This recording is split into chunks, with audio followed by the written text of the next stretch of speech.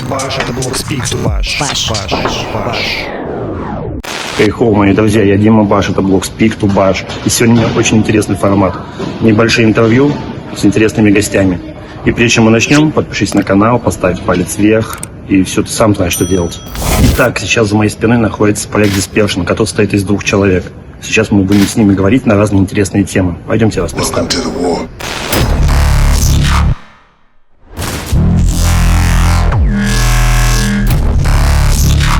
Всем привет, это проект Dispersion. Это специальное интервью для блога Speak to Bash. Йоу. Дима Баш, это блок Speak to Bash. Саня, привет. Привет. О, привет. Это проект Dispersion. Расскажите о себе. Как появился проект и с чего начался? Проект Dispersion на самом деле появился из проекта Decent Sniper.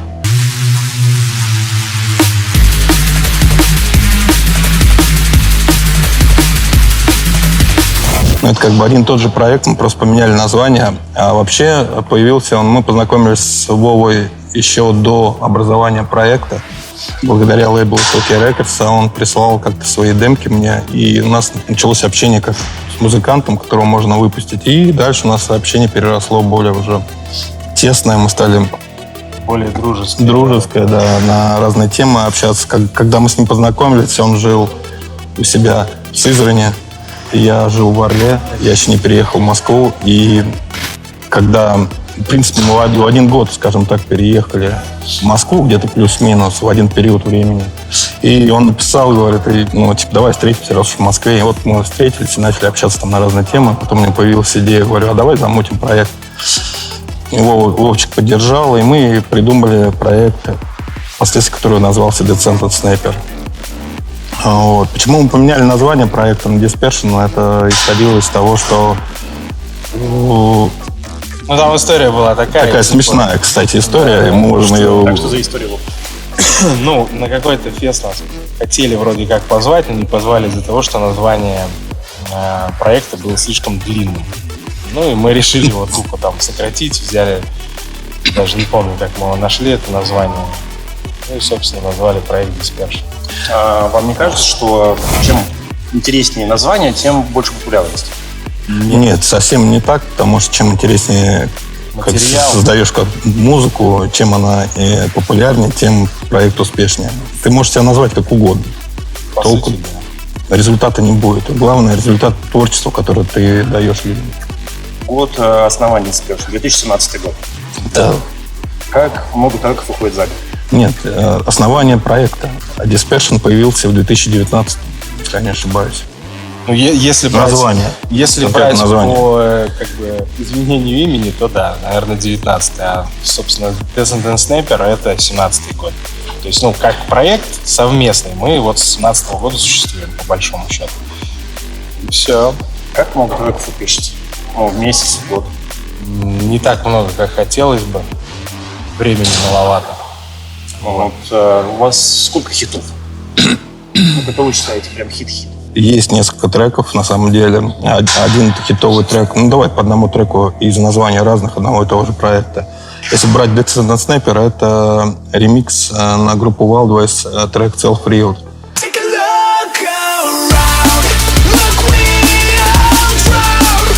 Он настолько стал популярен в Европе, в принципе, и нас и в мире узнали. И в Америке? Да, в Америке, да. Нас в мире узнали как проект Decent Sniper благодаря этому треку. И уже Dispersion, любые треки, если взять Dispersion, они еще даже близко не приблизились к этому треку от проекта Decent Sniper. Потому что там рок более там ремикс на Self-Riot, на группу Wildwise. Там рок, который, грубо говоря, формат Pendulum получился. И не было еще такого звучания, которое сейчас мы можем воспроизводить по качеству, да, по продакшену и так далее. Но людям, как практика показывает, важно не вылизанный звук, а идея трека и сама эмоции, эмоции, развитие. Поэтому, если ты сделал какой-то классный, это как, взять, как его, Мэки Джи или кто там, как у него там трек назывался, он по качеству продакшена, скажем так, слабенький. Но он стал популярным во всем мире. Это ремикс. Это был ремикс, да. То есть за ремиксом будущее. То есть делаешь ремикс, становишься успешным. Нет, не обязательно. Делаешь ремикс, становишься неуспешным. Ты просто делаешь то, что тебе нравится, Ты делаешь, то, от чего ты кайфуешь, и вот тогда ты, наверное, становишься успешным. То есть мы еще, наверное, к успеху там не приблизились к какому-то, да, там. Поэтому мы просто делаем то, что нравится. Да, если что. Даже если приходит кто-то с вопросом сделать на них ремикс, то если, к примеру, там мне не нравится, я даже садиться за него не буду. То есть какой смысл делать то, что тебе не нравится? А вы делаете от начала и до конца? И мастер, и все-все-все, да? Сейчас да. На данном этапе, да. Кто-то за что отвечает? Ты, например, за биты, ты за басы? Или как у вас происходит? Как у вас происходит совместная работа? Ну, смотри. В основном всей идейной темой занимаюсь я, наверное. Вот. То есть я начинаю эти проекты делать, да? Собираю там структуру трека, настроение трека. То есть потом уже подрубается Саня и начинает это все оборачивать в то, в каком формате и виде это все выходит. То есть, по большому счету, как бы так. А как вы понимаете, что трек закончен? Есть такие люди, которые сейчас напишут, завтра послушают, что ты переделал, потом что-то еще переделал, что-то еще переделал. У вас есть такое? У нас заканчивается трек, грубо говоря, там на сведении мастеринга. То есть треки делаются, в принципе, быстро, но времени, чтобы постоянно как бы их сидеть и клепать, но его нет просто. То есть там набралось какое-то количество эмоций, да, там каких-то, не знаю, событий или еще чего-то, да, сел, выдал там за 2-3 часа сразу же, потом уже начинаешь это все приводить как бы в божеский вид, чтобы это хорошо звучало, чтобы структура у трека была правильная. Вот, потому что если бы мы для себя делали, то там, наверное, так и оставляли бы, да, то есть мы нацелены на то, чтобы это выпускать, соответственно, должно иметь соответственный вид. Ну, как практика показывает, всегда по-разному, но чтобы завершить трек, это не один день, скажем так, не два. И, может быть, даже бывает, что трек написан, а чтобы его там доделать до той нужной обертки, это может и месяц пройти, потому что тебе просто в один момент ты садишься, и не получается его сделать того качества, уровня продакшена. И приходится откладывать, чтобы как бы немножко отпустить, и потом с новыми силами зайти, послушать, и заново все это перебрать. Слушай, Саня, вот ты раньше всегда был как диджей. У тебя был лейбл, и, наверное, сейчас есть. Ну почему и как пошел диджей? большой путь. Вот. И почему он именно сейчас стал писать музыку? Ну, если ты следил за моей историей, то первый написанный мной трек выходил на сборнике «Пиратской станции» в 2003 году. Ну да, это было такое. И в 2004. В 2004. И в 2006. Ну, ты говоришь про написание музыки. Написание музыки я, в принципе, и познакомился с драм-н-бейсом. Параллельно все это шло в некоторых программах. Это 2000 год. Это уже, 22 плюс года в драм-н-бейсе. Для России это как бы большой путь, да. Вот. И почему сейчас именно вот на данном этапе проект? Ну, потому что так получилось. Звезды так сошлись просто. Мы оба оказались в одном городе и, собственно, начали делать то, что любим делать, и все. Потому что тут такая составляющая, как бы, не сошлись бы мы, там, ничего бы не было. Ни у него, ни у меня. В плане дискуссии. Да. Каждый бы просто там пописывал музыку в стол, да, там, чисто для себя, наверное, друзьям показать. Скидывали бы, да, демки кому-нибудь, и там в ответ бы была тишина. Ну, либо сказали прикольно, и все. Я Дима Баш, это был Speak to Bash. Как вы попали на Neverpunk? Вы скидывали без треки, и он сказал, окей? Нет. И это тоже, да, но... Да, я перебил. Мы скидывали много на первоначальных наших работ, и все время получали... Мы просто сначала собирали... Все время получали негативный отзыв в плане звучания. То есть ребята молодцы, но...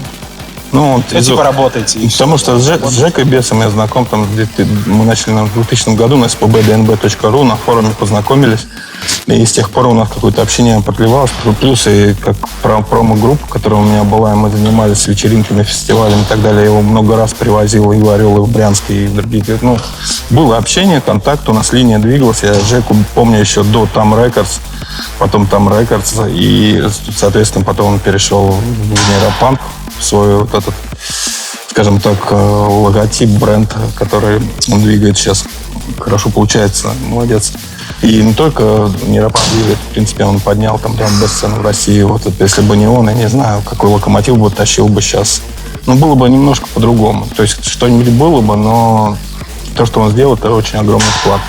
Вот, и вот с тех пор мы с ним общались, я ему стал из того, что мы были знакомы, уже присылать треки, а он все время, как бы говорил, да не то, или там, ну, все время что-то не то. Потом один раз немножко по-другому пересвели. Это было, я насколько помню, трек Rapid Essence, и второй, не помню, как назывался. Который вообще даже, Да, какой-то. Про него больше не вспомнил. И он просто такой пишет: да вы, блин, взрослые мужики, устоявшиеся уже личности, как вы могли выдать такой материал? Типа, я не ожидал от вас уже там на вашем возрасте такого не может быть, блядь. Он даже орнул с этого, и говорит, круто, давайте развивайтесь. И вот с этого началось у нас тенденция, и мы прям, у нас как бы, он, в принципе, своими эмоциями нас подпитывал. Благодаря, в принципе, Жеке и Бесу, который там, вот мы попали первый раз там в подкаст, он там нам помогал, и мы выросли, у нас были эмоции и так далее. Если бы этого не было, я думаю, ничего бы не было. Поэтому мы с одной стороны как бы понимаем все это глобальное развитие, с другой стороны мы понимаем, точно так же благодарны этому человеку, потому что не было проекта Dispersion и Medicine. Так вот, друзья, на самом деле, чтобы написать хороший трек, возраст не помеха. Можно писать в 15 лет, и в 30, и в 25, в любом возрасте. Главное это делать честно и по-настоящему. Когда ты делаешь честно, люди в это верят. А если люди верят, значит это успех. Yes? Yes. Расскажи про СЛК, что сейчас с ним происходит. На самом деле SLK Records, я никогда им профессионально, скажем так, прям сильно профессионально не занимался. У меня был порыв в каком-то году, если не помню, Лохматом, в 2006-м. Еще был такой сайт, он и есть сейчас, Breakbeat.co.uk, кажется, называется, где форумы были. Мы там собрали, помню, в один момент сборник из иностранных музыкантов, который вышел, компиляция на диске.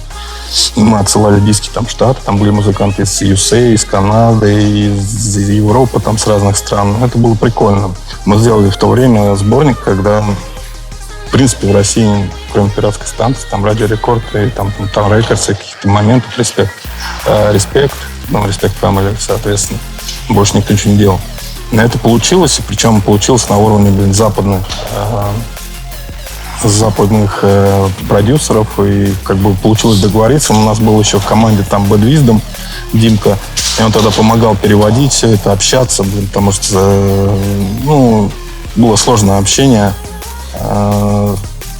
и разговорного английского не было, и переводчиков таких, как сейчас, там, зашел, там, Translate, там, Google переводчик, Яндекс переводчик, не проблема, на любом языке разговаривать. Тогда этого не было. Вот, и мы к этому пришли, было прикольно. Вообще, как раз когда и появился лейбл, это был 2006 год, мы что-то сидели после какой-то вечеринки на автопате на следующий день в хорошем настроении, такие пообщались, говорю, давайте делать свой лейбл. Есть SLK Promo, давайте сделаем SLK Records. Но изначально SLK — это проект, который выпускался как раз на пиратской станции и так далее. Мы катались и в Питер на гастроли, много где катались. И выступали и на Респект, и на этих, как там, драм-бэс конвенция, там, которая Всероссийская драм-бэс конвенция и так далее. И всякие там АДКЛР, Саша, когда еще был на пике в туннеле, там делал всякие движухи. Жизнь, как она есть. Да, мы выступали, помню, после Психеи, в этом клубе «Туннель». Играли составом SLK, и с нами выступала Bad Girl, девочка, которая сейчас живет в Англии. Ночи без тебя — это плохо. Не нужно ничего, кроме слов и глаз твоих. Я не знаю никого, кто похож на нас двоих.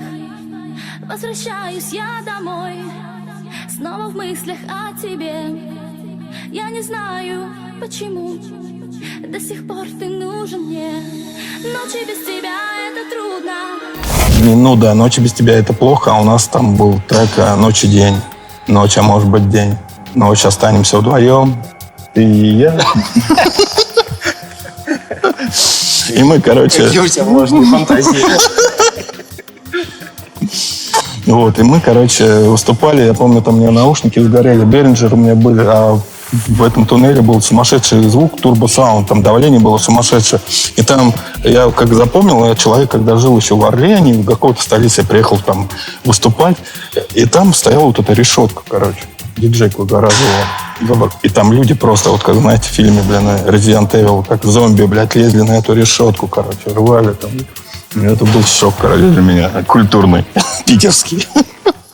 Чтобы вы знали, когда я сам был диджеем.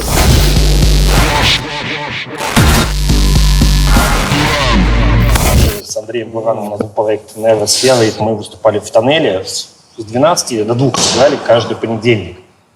В 12 часов ты ставишь первую пластинку, наклоняешься, вторую сводишь, и уже люди висят на решетке. В 12 понедельник.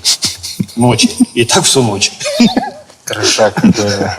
Это была дичь. Я Дима Баш, это блок Speak to Bash.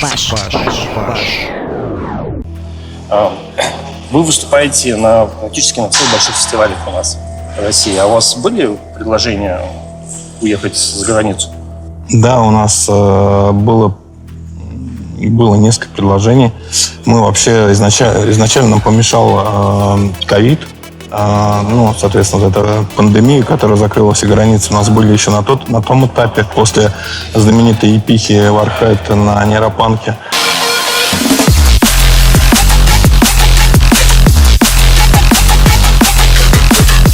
У нас пошли предложения. Вот. А потом, в конечном итоге, вот мы должны были по осени, по весне вот этой. Да, по весне. Ну и тут тоже в силу уже не пандемии, а других обстоятельств, которые всем известны, у нас тоже все сорвалось. У нас уже была афиша на несколько городов. Мы должны были выступать в Чехии, в Германии, в Австрии, в Белграде, в Сербии. И еще там Голландия писала, там и так далее. Ну, были предложения, да. И мы также должны были участвовать в прощальном туре Нойзе, выступать вместе с ними и так далее. Но все это сорвалось не из-за нас. Вот. Ну, как-то так. Хорошо, а местное выступление, где вам больше всего нравится играть? Вы были в Крыму на пиратской станции, здесь, в Москве выступаете, в Питере, в других городах. Да везде нравится, по сути. Везде круто по-своему. И все. А есть какие-нибудь интересные истории, связанные с выступлениями у вас? Может быть, знаешь, это вы, например, приехал, а Вова не приехал. Ну, таких моментов тьма тьмущая. Когда Саня приехал, а Вова не приехал, то есть прям... И такая ситуация, я помню, была в Крыму, года 2, вот, мы там выступали, я тоже там был.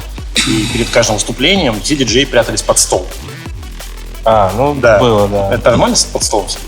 Ну, это не только в Крыму, это даже на Нейропанк Рекордс, вот в Москве фестивале. Идет когда объявление, типа там иногда просят, иногда нет. Ну, типа, садитесь под стол, там идет экран, тишина, все, зрители смотрят, такой выскакиваешь, когда тебя объявляют, и погнал. То есть, да, это такая тема перед объявлением артиста. Это шоу, нет, скажем так, часть запланированного шоу, организаторских моментов, вот этих всех. Поэтому, как скажут, так и сделаем.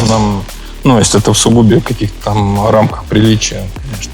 А вы перед выступлением подписываете какой-нибудь договор или контракт? На данный момент мы ничего такого не подписываем, потому что все, кто делают какие-то значимые фестивали или вечеринки драм-н-бейс в России, все наши знакомые, настолько знакомые, что нет смысла там... чисто на доверие, да, на чисто человеческие. И пока этого не подводило. Но если же там без договора там какие-то люди, промоутеры там из других городов, регионов, то да, мы там можем попросить какие-то условия, предоплата там какую-то часть и так далее. Но когда все свои, мы об этом даже не заикаемся. Сколько стоит позвать проект Dispersion к себе в город? Зачем-то вам такая информация? Коммерческая тайна. Почему у нас посмотрели, например, с Владивостока. И вот интересно, сколько вы будете ставить? Позвать туда? Ну, во Владивосток это еще надо будет подумать, в принципе, лететь туда или нет, потому что я тут недавно был в Новосибе, 4 часа в самолете, это такое, если во Владик-то, наверное... Обратно же, исходя из такого момента, если это локальная вечеринка, на самом деле у нас нет такого, мы прям...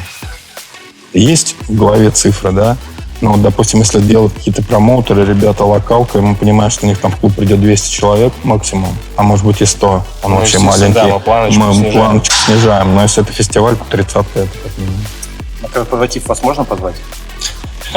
Конечно. то есть вы приедете, здесь...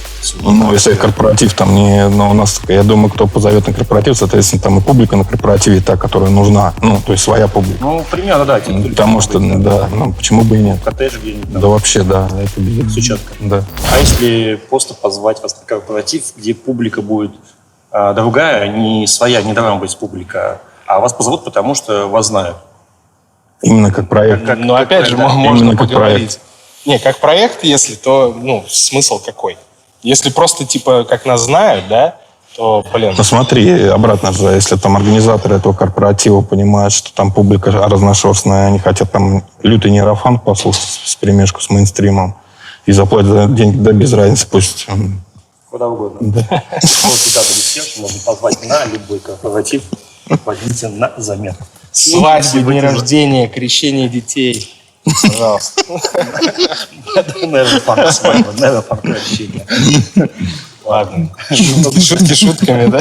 Сменим вектор направления. У вас есть какие-нибудь... Либо вы можете предоставить 3 лайфхака для успешного написания трека для начинающих продюсеров? Никогда не зацикливаться на чем-то.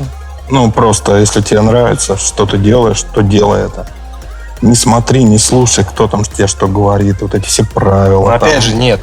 Вот, Не в написании, в идее трека. Делай от души, но соблюдай правила. Вот. Правила написания имеется в виду правила в плане того, что как модно там звучит, сейчас не модно, вот лучше вот так сделать. Ни хрена, делай так, как тебе нравится, вот запомни. Вы согласны, что сейчас драм-бейс музыка — это самый сложный стиль музыки и написания, ну, изучания? Нет. Если возьмем хаус, техно... Ну, хаус, техно, понятно, да. Хаус, техно слабее по продакшену, сложнее сводить драм-бейс, потому что плотность звуков и использование всяких, и скорость, соответственно, намного насыщеннее, приходится там по продакшену, по миксдауну все это между собой как-то компоновать. Это сложнее. Ну, допустим, я могу сказать, что наблюдая сейчас вообще за всеми, вот, ну, слушая разных продюсеров, разных стилей, я заметил очень сильно там, ну, как он называется сейчас, там, дабстеп, ну, сейчас по-модному, там, бейт, не знаю, как там сейчас, ну, разные вот эти направления, которые а-ля там двигали в свое время, там, Skrillex, перед этим... Skrillex. Я его сегодня Skrillex называю. Сейчас будет Баррел хорошо в дабстепе продвинется. Ну вот, и там очень уровень продакшена за последние 2 года поднялся. То есть, если слушать сейчас вот их, то направление, то... А у них там тоже насыщенно, на самом деле, звуков очень много. У них там продакшн лучше стал очень намного. Но он повеселее, да, чем драм-н-бейс. А в драм-н-бейсе был скачок, скажем так, 2 года назад по продакшну. Сейчас он примерно на одном уровне. Ну, и нойзю там не берем, там, Мемфиса и тому подобное. Они в разных направлениях, на самом деле, работают. Там сложно назвать, что это чистый драм-н-бейс, который был там 10 лет назад. Еще скажите, ребята, а вот вообще про Dispersion Approach для контактов помогут написать там начинающий продюсер, спросить совета? Так, мы общаемся с ребятами, на самом деле, и помогаем, когда к нам приходят, к нему, ко мне, что... Если ребята к нам обращаются, мы понимаем, что это вот драм-н-бейс, это наша культура, вот наша сцена, и если молодые там обращаются чем-то помочь, мы всегда совет. Если нам есть чем помочь людям, да, мы людям всегда поможем. То есть есть у нас там живые примеры, кому мы помогаем. Ну, иногда приходит, допустим, тот же Iron Type с каким-то советом. Всегда ему что-то предложишь, скажешь, там, чисто от души. И он иногда чувствует, что он перенимает. Сейчас, если послушайте продакшн Iron Type, у него продакшн очень серьезный. На самом деле, не то что российский, но и мирового уровня. Я Дима Баш, это был Speak to Bash. Так вот, слушай, Саша, знаешь, ты уже давно у нас на сцене. Самый лучший клуб, где ты выступал? И почему? Ну, обратно же, самый лучший клуб. Тут много факторов зависит. Я люблю более ламповые домашние мероприятия, скажем так. И, соответственно, клубы и вечеринки более с таким атмосферой, когда небольшая... Вот для меня идеальный клуб, идеальная тусовка, это когда там 80-100 человек. Небольшой контакт идет с танцполом на одном уровне.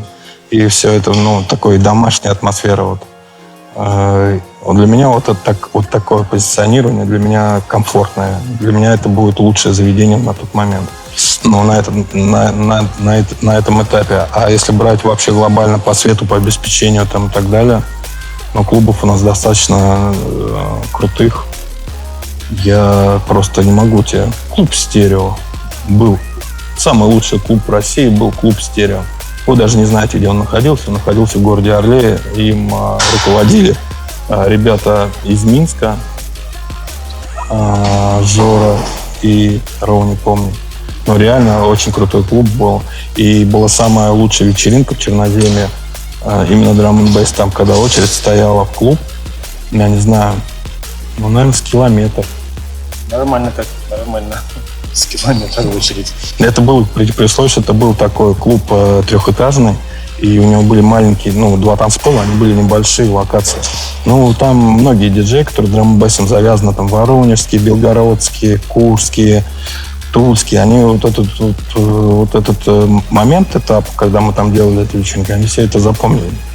И даже у нас есть тоже интервью с этого клуба, там что снимали, и там интервью, кто участвовал, очень прикольно. Очень круто было.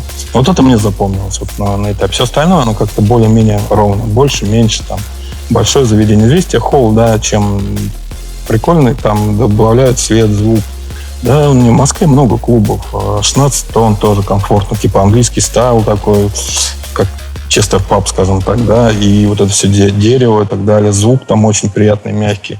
А вот в Питере где нейропанк проходил вот в апреле? Это как его...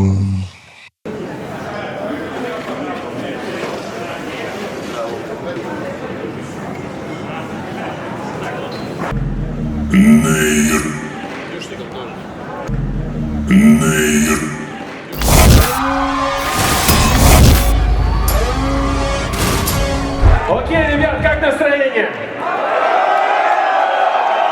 Большое спасибо, что вас пришло в таком количестве к самому началу. Это означает, что вы не хотите ничего пропустить. Я правильно понимаю? Я Дима Баш, это блог Speak to Bash. Слушай, а как ты думаешь, публика поменялась с 2000 года и сейчас до 2022? Ну, поколение-то выросло. Наверное, да, Сань? В принципе, я как понимаю, публика 2000 года, сейчас их дети ходят. Ну, Поколение. А сами не ходят? Не всегда, ну, взрослых не так много. На самом деле взрослые уже на галделые вечеринки на эти не ходят, на фестивали большие. Им бы вот как раз ламповое такое, знаешь, более комфортное заведение. И некоторые меняют вкусы свои, там, музыкальные предпочтения, они уходят из драм-н-бейса в другое. Некоторые остаются, слушают, некоторые просто переходят там, на какой-то дип, там, ликвид, там, ну, такие вещи, которые там можно ехать в машине слушать, кайфовать. И они бы с удовольствием сходили, посидели бы, они уже не могут танцевать. Суставы не те, да? Ну, им по приколу сходить, ну, для них, ну, есть вот такие локальные всякие вечеринки. Я вижу взрослых людей на тех же самых тусовках, там, ну, которые там импиш-ромы делают, там приходят достаточно, тоже есть взрослые люди, которые ходят именно на легкое звучание. Им уже сложнее ходить на нейрофанк и так далее. Ну и нейрофанки тоже вижу, блин, там, на фестивалях нейропанк, а на World of Drum and Bass пойти по этим, пройтись по балкончикам, по випкам, они обычно там располагаются. То есть на танцполе их уже сложнее найти. Слушайте, ребята, у вас есть что-нибудь такое сказать моим зрителям, то, что я вас не сказал? То, что, ребят, пишите музыку, занимайтесь музыкой, Даже не музыкой, просто занимайтесь любимым делом, любым абсолютно. Да. Чего вы там, не, А если кто-то хочет шить, шейте, кто-то хочет, не знаю, вязать, вяжите. И если вам нравится не только драм-н-бейс, а любое другое направление, занимайтесь параллельно этим. Не завязывайте, типа, вот, если это сделаю, меня так посмотрят или еще что-то. Вот чему лежит душа, тем и занимайтесь. И вообще должно быть все равно на мнение других в плане того, что они говорят, вот если ты пишешь там нейрофанк, не вздумай там сделать какой-нибудь дабстеп или не вздумай хаус написать. Вот, не тебе клеймо. Ничего подобного. Двигайтесь компонентно в общем формате. Вот. У нас также есть проект «Совойка», кстати.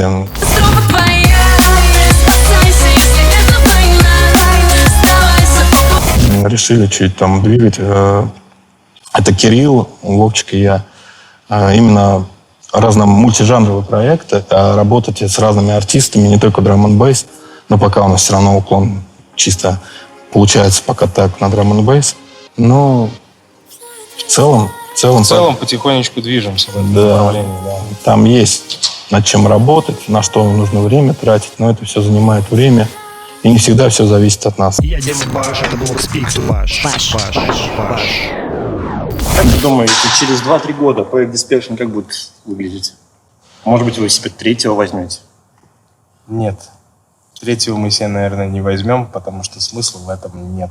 Чем будет заниматься третий человек? Менеджер? Вот. Все это он и есть, 2 в 1, да? Да. Не, у нас была мысль насчет третьего человека. Ну, это Может, по обстоятельствам. Мы обсуждали там некоторые моменты, независимо от нас.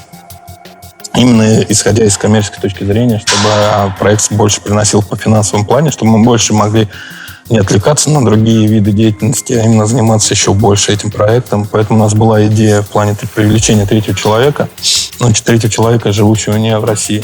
Вот. Но в конечном итоге мы эту тему завернули и все, похоронили. Поэтому решили, что пока как есть, так и есть.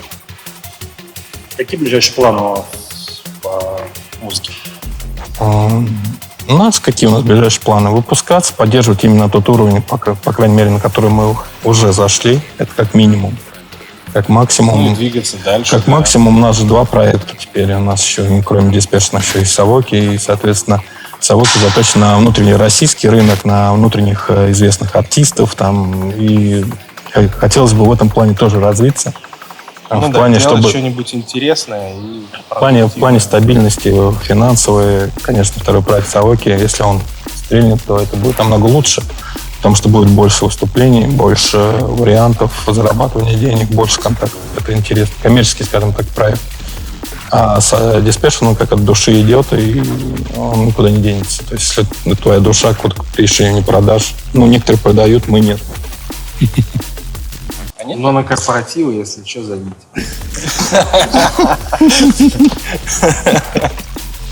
У вас есть какая-нибудь внутренняя конкуренция между собой?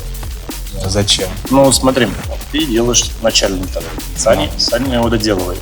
Были такие ситуации, что тебе не нравится то, что он сделал? Либо наоборот? Да это было, может, в начале пути, сейчас настолько все равно. Ты даже не представляешь. Мы друг другу просто доверяем, поэтому... Если он что-то там хочет изменить, то пусть меняет, окей. У нас уже... Цель одна, механизм один. Да, нет такого вообще. Вот этой ревности какой-то там внутренней там. Она может быть... Если он там какую-то дичь исполнит, что, это на обоих. Короче, я исполню. Но мы уже вышли на тот уровень, когда мы уже понимаем, что мы не обосремся по отдельности. То есть, кто бы что ни сделал, это все равно не пойдет во вред проекта. Поэтому по этому поводу даже не парим. Захотел он что-то сделать, захотел я сделал. Все. Как работаем, так работаем. Да. А если в такой ситуации, смотрите, 2 больших рейва зовут туда и сюда в один день. Вы можете поехать по отдельности? Да, а если будет 3 рейва, мы еще найдем третьего человека. Как раз в май. Да, разукрасим его. Так поодиночке можете выступать? Да, конечно. Но у нас нет такого, что без разницы, кто куда едет. Вообще без разницы. По отдельности в 2 разных места или один человек поехал. По обстоятельствам вообще. Вот в этом плане. Было бы прикольно, да, попробовать, если бы 2 каких-то феста были в Питере и в Москве, да.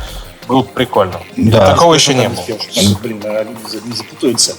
Подписывай, например, Dispersion, там, Александр. Нет. Зачем? А какой смысл? Вот от дележки нет смысла. Проект один, лицо одно, то есть без разницы. От суммы слагаемых, от слагаемых сумма не меняется. Вот. Если это было бы в одном городе, но это невозможно.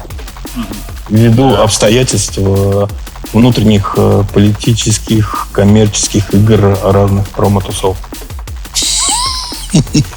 Загнул прям. Да, интересно. Скажи, промо-группа Москвы. У них есть конкуренция? Есть монополия.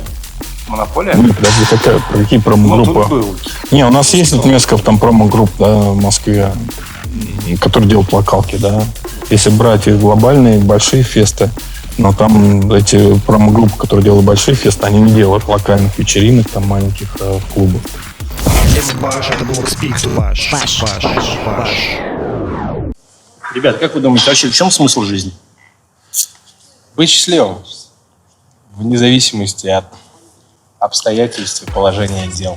Нет, счастливым можно быть и не всегда правильно делая правильные поступки. На самом деле нужно нести добро в этот мир, тогда ты будешь счастливым.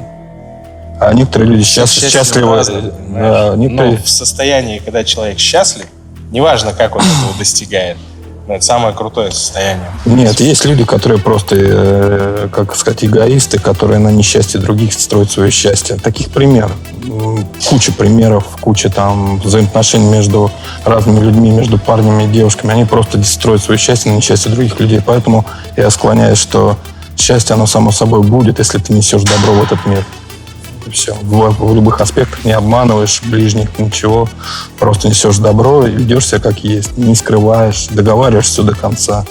Это откровенность в жизни. Это, наверное, любая религия, не только православие там, и так далее. Он несет в себе именно это. Итак, всем спасибо, что посмотрели это интервью до конца. Я Дима Баш, проект Speak to Bash, проект Dispassion, Владимир, Александр. Спасибо вам, мои друзья, что вы были здесь. Еще увидимся. Подпишись на канал, ставь лайки и пиши комментарии. Пока. Дима Баш, это блог Speak to Bash. Bash.